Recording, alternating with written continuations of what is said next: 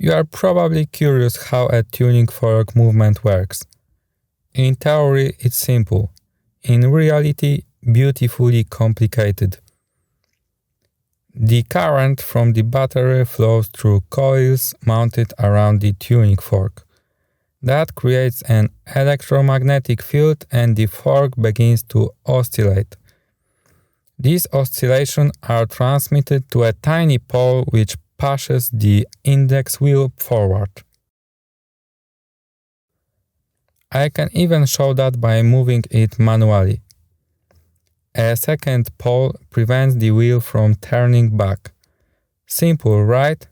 But look at these parts. How impossibly small they are.